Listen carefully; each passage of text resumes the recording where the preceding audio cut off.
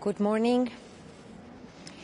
First of all, I'd like to express and share a message of condolences, a message of sympathy and support for all those families that have been affected by the tragic train accident in Spain. Quiero compartir mi dolor y enviar un mensaje de cariño y de apoyo para todas las familias que se han visto afectadas por el trágico accidente de tren en España.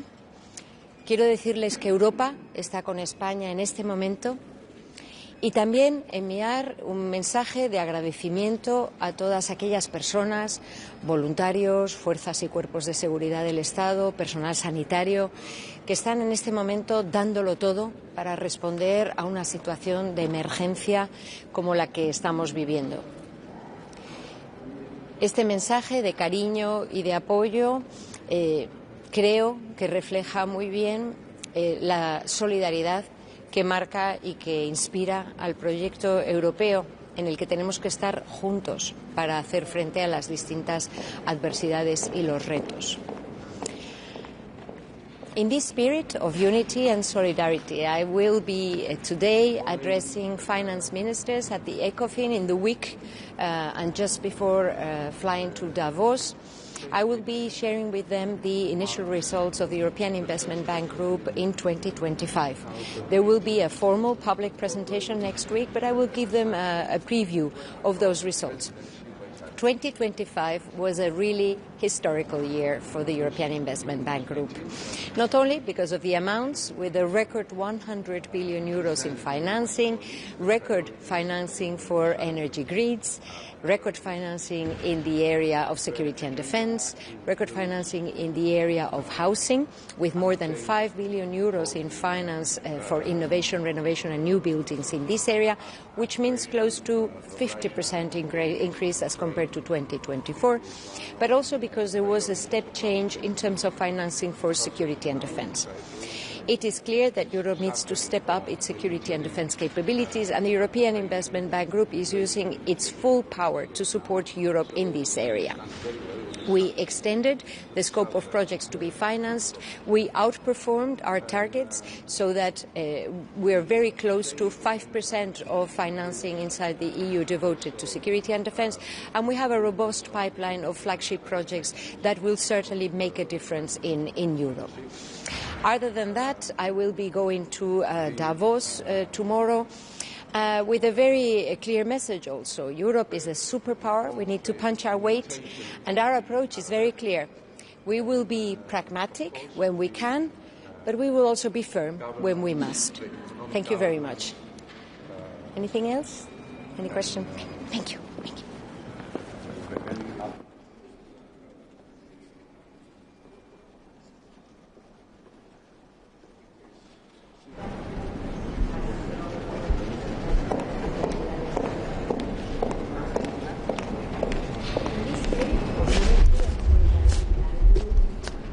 Morning, Kalimera.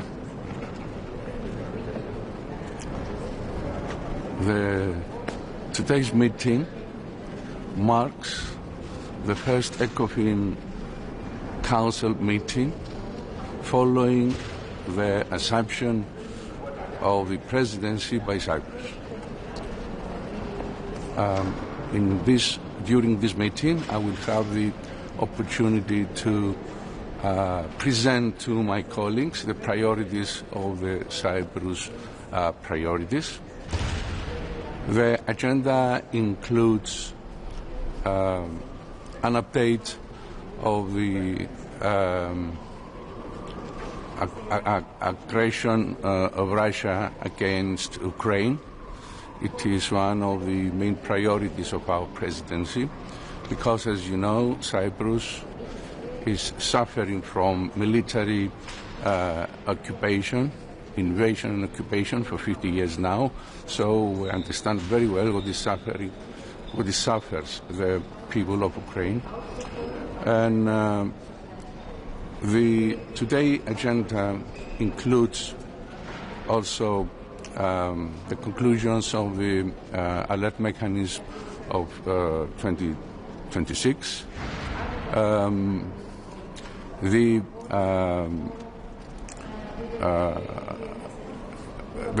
reforms, the implementation of the RRF, and of course the governance, the economic governance, and any other conclusions that may arise. It seems that there is a light agenda, and of course I will have the opportunity after the meeting to give you more details and ask questions. If there is any question that I can answer, I'm at your disposal. Minister, there's been a lot of discussion recently among member states about activating the anti-coercion instrument against the United States. What is your... there's been a lot of discussion recently among member states about potentially activating this anti-coercion instrument against the United States, this trade bazooka, in response to Trump's threats to annex Greenland. What is your view on that? Do you think it should be activated? Look, this issue is a very serious issue. Since a teleconference meeting has been arranged next Thursday with the heads of the states, so I think we have to see the results of this meeting, so to have a more concrete base to discuss. That's all for the time being. We have to wait. Πιστεύετε ότι θα μπει και το πακέτο αντιμέτρων το οποίο έχει σε αναστολή αυτή τη στιγμή η Ευρωπαϊκή Επιτροπή για τη ΣΥΠΑ στη συζήτηση για το θέμα της Γρυλανδίας? Κοίταξε, μπορεί να γίνουν κάποιες συζητήσεις και ανταλλαγές απόψεων, αλλά όπως ήδη έχω πει, πρέπει να περιμένουμε να δούμε τα αποτελέσματα της συζήτησης των αρχηγών κρατών και τότε θα έχουμε μια συγκεκριμένη βάση και κατεύθυνση για την οποία στη συνέχεια μπορούμε να κάνουμε συζητήσεις σε βάθος και να δούμε και τι μέτρα θα μπορούσαμε ως Ευρωπαϊκή Ένωση. Το σημαντικό μήνυμα είναι ότι η Ευρωπαϊκή Ένωση πρέπει να μείνει ενωμένη και παραμένουμε προσιλωμένοι στο διεθνή νόμο, στους διεθνείς κανονισμούς και στην κυριαρχία των κρατών. Ευχαριστώ πάρα πολύ. Ευχαριστώ. Thank you.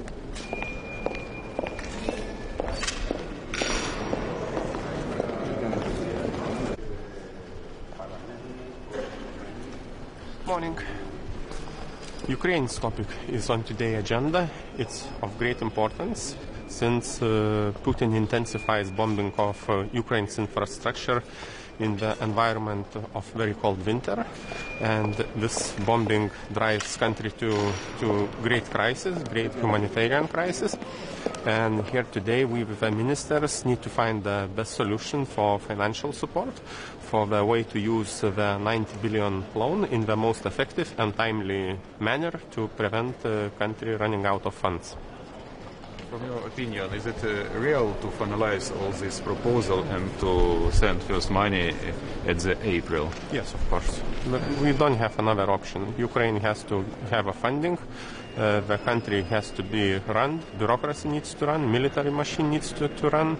Infrastructure needs to be funded. Not finding a way to finance it is not an option, especially when the funds are allocated and ready to be used.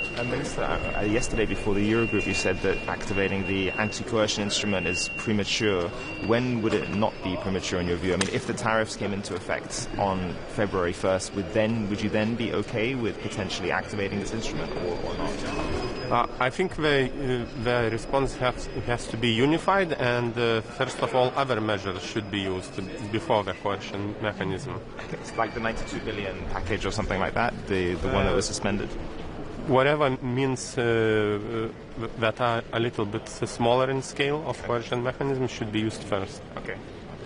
Thank you. Thank you very much.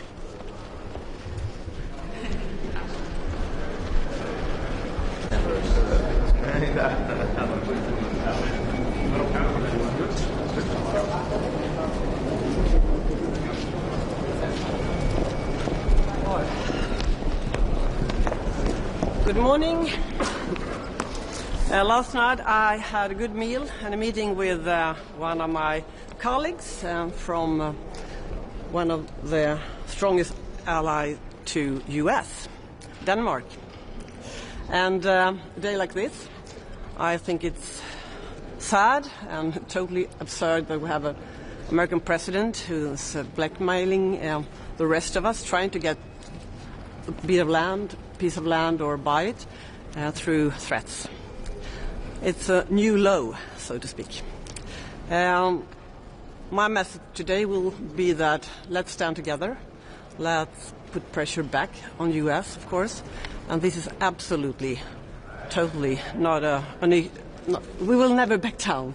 So that's my message. And I will try to see that we all stick together in this issue because, as I said, this is a new low. Yes? Innan vi kommer in på en fråga bara om Trumps fredsråd. Som finansminister är du villig att betala $1 miljard för att Sverige ska ta en plats där? Det finns nog många skäl att titta igenom vad det här kommer att vara för råd. Jag har ju också sett listan på de som ska ingå. Vi har fungerande institutioner och några fungerar väldigt väl. IMF och Världsbanken. Sen har vi FN som inte fungerar lika bra men som behöver reformeras. Så att jobba med de institutioner vi har tycker jag i grunden är rätt väg. Om dagens diskussion då om hur ni ska svara på, potentiellt kan svara på tullarna. Jag förstår att det är självklart inga beslut idag, men vad förväntar du dig av diskussionen? Hur tänker du dig själv att EU kan svara? Jag tycker att det allra viktigaste just nu är ju att vi står tillsammans och att vi samlar oss. Även om det här hotet om höjda tullar inte gäller alla EU-länder så är det viktigt att stå tillsammans. Så att jag tänker att vi ska svara så hårt som möjligt utan att det också drabbar såklart svenska företag, svenska jobb. Vi kommer alltid sätta svenska familjer i första rummet, men vi måste ju sätta ett tryck. Och för mig handlar inte det här om ett handelskrig egentligen. Det här handlar om Grönland. Det handlar om att USAs president vill ha Grönland. Och sen använder han då tullar som ett hot, eller högre tullar som ett hot för att få det. Det är en absurd situation. Det är svårt att uttrycka sig på något annat sätt. Och det är verkligen inte ledarskap. Men att sätta tryck säger du, hur ska ni sätta det här trycket? Det är precis det som diskuteras för fullt just nu. Nu är det ganska nytt det här beskedet som Trump har gett. Men att vi ska svara och att vi ska svara på ett precis och starkt sätt är uppenbart. Det finns ju många olika verktyg i verktygslådan när det gäller handelspolitik. Apropå verktyg då, den så kallade bazookan. Vissa här i Bryssel säger att det handlar inte så mycket om huruvida om man ska använda den utan snarare hur den ska användas i så fall. Vad säger du om det? Den kommer till för just den här situationer och för kanske ännu svårare situationer, men 2023 också med tanke på det som hade varit med den tidigare då Trump-administrationen. Jag tänker att man ska fatta beslut som påverkar den amerikanska ekonomin hårt. Det är det vi ska lägga krut på.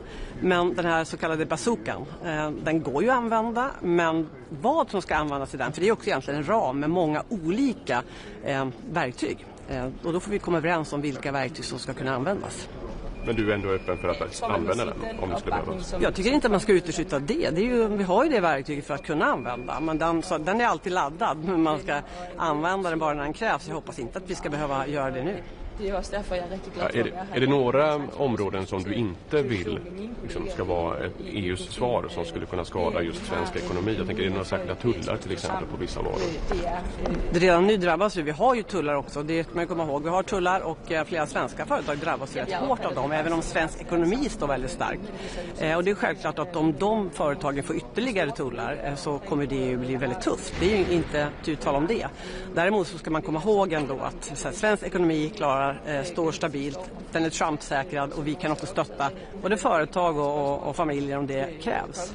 Jag tycker snarare tvärtom. Är det några tullar som EU inte borde svara med gentemot USA för att det skulle kunna drabba svenska företag? Alltså med import från USA? Det är det vi ser över nu. Både vi men alla medlemsländer. Vi gör en ganska noggrann genomgång nu hur våra länder skulle påverkas, och särskilt då våra som är utsatta för detta. Men jag har inget specifikt verktyg som jag tycker är bättre eller sämre, utan det är ju helheten och framförallt att vi står enade. Känner ni en stor enighet mellan EU-länderna kring det här? Jag känner en stor enighet bland mina kollegor, verkligen, mina finansministerkollegor, och det här är ju en låg nivå så att säga från den amerikanska presidenten. Och om vi inte är tuffa och står tillsammans och är hårda nu, vad blir då nästa steg? Därför att nu har han varit det är väl idag exakt ett år sedan som han gav sitt installationstal. Och det här året har ju varit turbulent, det har varit tufft, det har ställt till det för många svenska företag och väldigt många svenska familjer och hårt arbetande människor. Alla verktyg finns på bordet, säger du. Ingår att sälja amerikanska statspapper där kanske ett långt senare skede, men finns det bland verktygen? Jag tänker på verktygen också. Vi har gjort det en gång förut så att säga. Vi skapade ju en lista förra våren med olika verktyg som ska kunna användas. Huruvida man ska ge sig in i statspappersfrågan eller inte, den tycker jag man ska avvakta med. Men jag tänker att alla är på bordet. Det är ju en del av också den här förhandlingen, den här diskussionen för att sätta tryck på USA.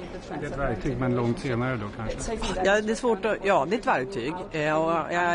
Vi får se var jag landar i den frågan. Men det är ett verktyg som kan användas om det skulle behövas. Du säger att Sverige är Trump-säkrat. Hur är det med indirekta effekter? Många av våra stora handelspartners handlar ju också mycket med USA. Och Tyskland har svårigheter, Finland har svårigheter. Nu är Danmark en stor handelspart för Sverige också.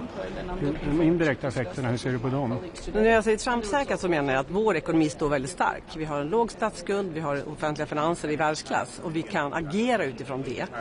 Och vi gör ju också den här budgeten som just nu har börjat gälla, och den är ju en otrolig injektion i både hushållens som plånböcker men också ekonomin som helhet. Så klart, det är ju sätter fart på det hela. Sen nu får du ta tillbaka frågan. Förlåt mig. Ja, indirekta effekter. Tack så mycket. Jag tror att det finns indirekta effekter också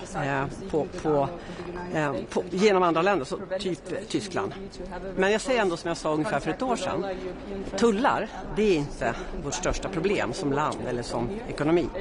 Det är dåligt och det är skadligt och det drabbar företag.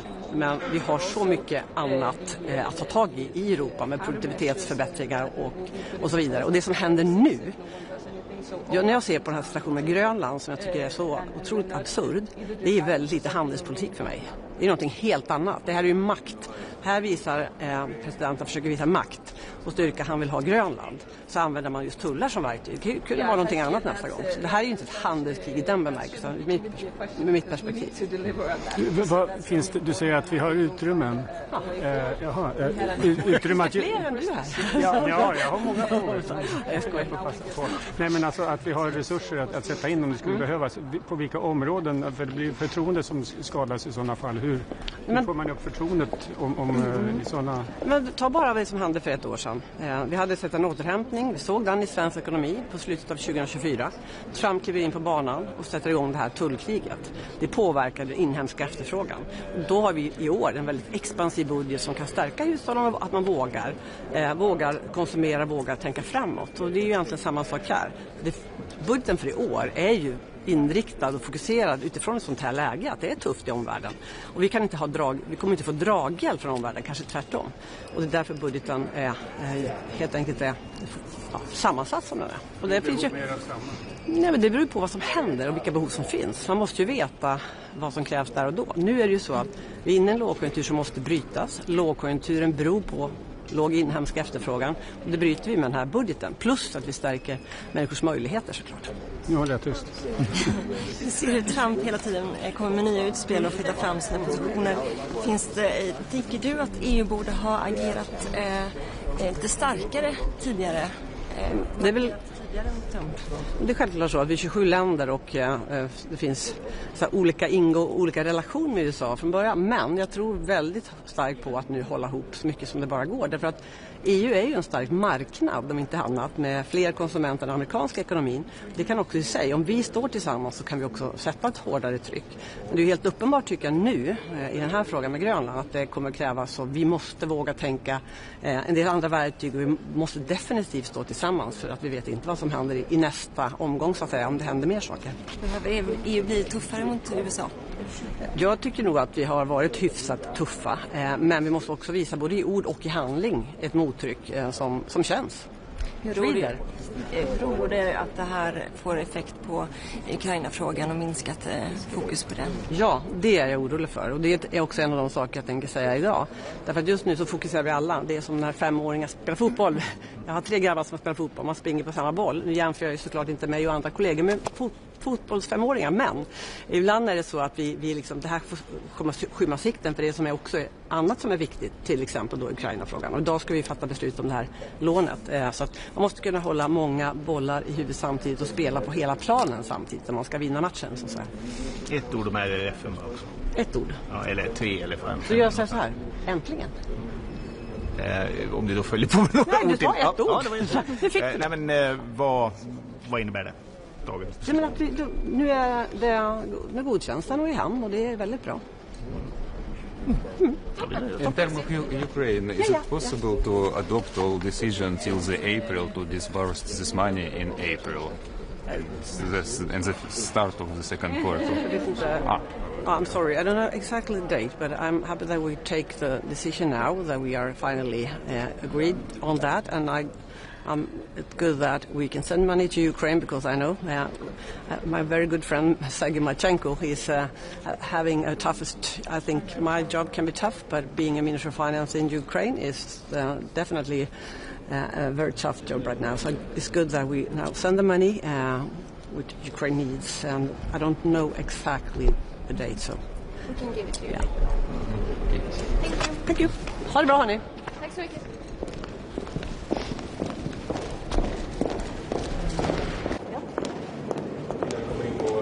Godmorgen.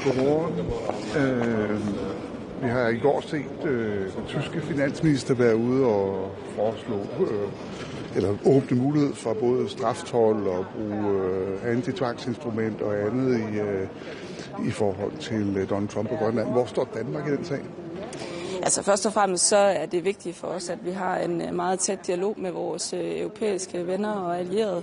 Det her det er jo ikke et spørgsmål om kongeriget Danmark og Danmark og Grønland. Det er jo sådan set hele den transatlantiske relation, det handler om, og derfor er det vigtigt, at vi har en fælles tilgang og et fælles svar. Og på nuværende tidspunkt, der mener vi ikke, at vi skal udelukke noget som helst. Det er en alvorlig situation, som selvom vi gerne vil deskalere, så er der jo andre, der bidrager til at eskalere den lige nu. Og derfor bliver vi nødt til at holde alle muligheder på bordet, når vi bevæger os fremad. Betyder det, at straftold kan være på vej på amerikanske veje? Jamen nu, og det håber jeg da ikke. Told er ikke den rigtige vej frem overhovedet. Det er skadeligt for vores økonomier. Det er især skadeligt i et så tæt og integreret samarbejde, som vi har på tværs af Atlanten, hvor værdikæderne er integreret. Det kommer til at gøre ondt på både europæisk økonomi, og man skal huske på, at told på Danmark og nogle få lande, det er jo i praksis told på hele EU, fordi vi er en toldunion. Så det kan skade på europæisk økonomi og på dansk økonomi og på amerikanerne selv, og derfor så håber jeg ikke, det er vejen frem. Men det er klart, vi skal jo heller ikke bare se stiltiende til og acceptere, at amerikanerne bare lægger ekstra told på os. Er det dit indtryk frem til nu, at muligt at have en dialog med Donald Trump, uden også at på en eller anden måde vifte med, skal vi sige, muligheden for økonomisk at slå tilbage mod USA, hvis det er, at amerikanerne ikke lytter? Altså, vi har jo igennem lang tid nu forsøgt at have en dialog, og der er ikke nogen tvivl om, det kan man jo se, også når man betragter det set udefra, tænker jeg, at det er nogle svære vilkår og omstændigheder, den dialog finder sted på. Det får os ikke til at opgive, fordi dybest set så ville det være bedst for os alle sammen, hvis vi lykkes med den dialog, og nu specifikt, hvor vi også taler om told, så er det ikke vejen frem bare at lægge mere told på. Men som sagt, vi skal ikke tage nogen muligheder af bordet nu. Vi bliver nødt til også at være klar til at slå tilbage, hvis det er det, der er brug for. Vi har de seneste 24 timer set dine kolleger fra Tyskland, fra Frankrig, fra Polen være ude og åbne for at slå tilbage mod USA. Hvad betyder det for Danmark at have den type opbakning? Jeg tror, man må sige, at den opbakning, som kongeriget Danmark, både Danmark og Grønland, oplever på nuværende tidspunkt fra vores europæiske venner og allierede, betyder jo virkelig, virkelig meget. Og det er også derfor, jeg er rigtig glad for at være her i dag og have en chance for også at diskutere situationen med mine kollegaer i ECOFIN. Det, at vi har en mulighed for europæisk at stå sammen, det er helt afgørende. Og hvordan opfatter du sammenhold i jeres kreds?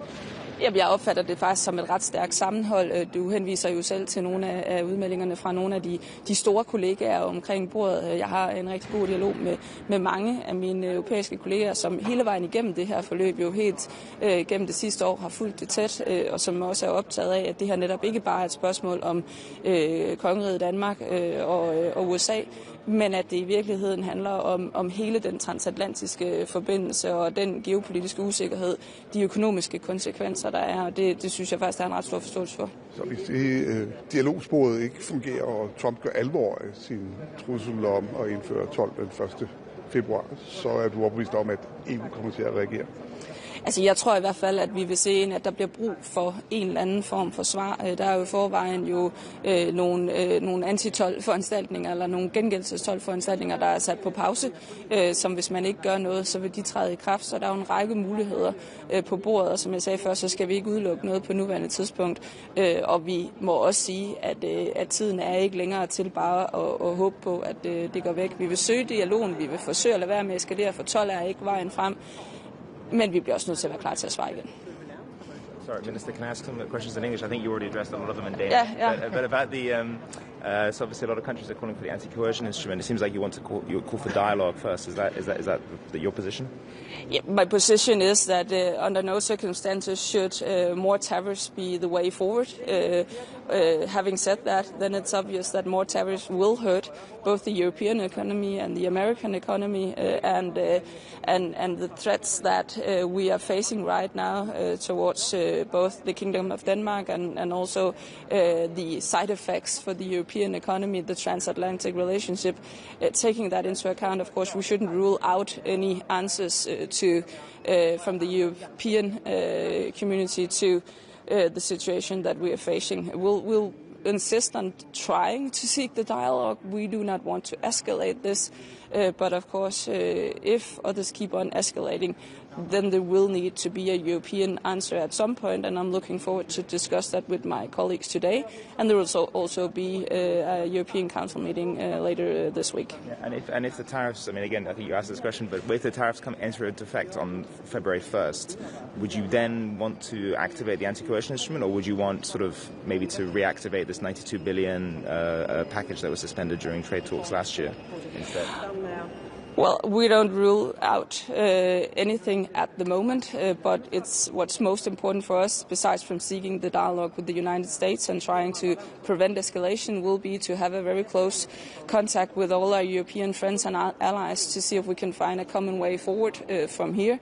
We will, of course, be discussing the anti-cohesion instrument, but also the countermeasures that will be put into place on February 6th if no one does anything. So all options are on the table, and we're not either deciding for something or ruling something out at the moment. Is it possible to finalize proposal on Ukraine and to disburse first money till the April or at the April? Yeah, as I see it, that shouldn't even be a question, because we need to deliver on that. So that's very important, and I think we'll find a way forward. We had an important result before Christmas, settling the way forward, and now we just need to finalize the details. So, of course, we need to find a way forward on that. Yeah, thank you.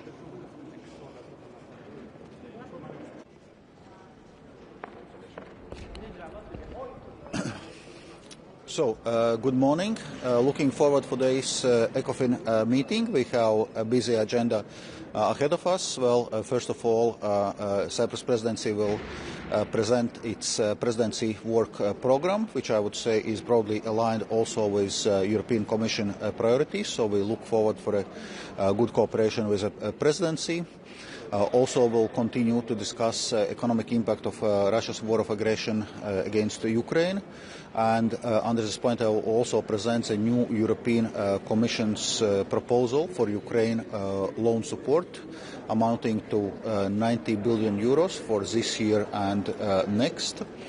Also will continue the work on recovery and resilience facility, adopting several revised recovery and resilience plans, because indeed the August this year deadline is looming, so it's important to finalize the revision of the plans and focus fully on implementation. And also today Council is expected to decide on excessive deficit procedure for Finland and set a new corrective path. Thank you.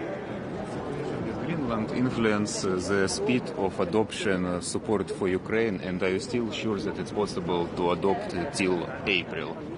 Well, what we are aiming with this Ukraine loan support, we are hoping for a swift legislative process. That's obviously in the hands of co-legislators. That legislative process is concluded by early March, and that would allow us to start disbursements already as of April, as we had been planning. And in parallel, we are also working with Ukraine authorities to prepare all necessary documents also from Ukrainian side. Ukrainian plan something? Indeed, because the funding will be allocated on a basis of annual plan, and this needs to be prepared with Ukrainian authorities. Thank you.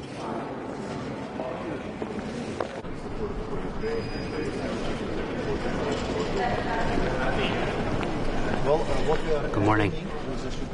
The next number of days are really crucial when it comes to the EU-US relationship, and there is not an hour to spare. It's absolutely important that intensive diplomatic efforts are put underway to try and de-escalate an extraordinarily dangerous economic situation. We all know that tariffs are bad for the Irish economy, they're bad for the European economy, they're bad for the US economy as well. But this is now deeper than that also.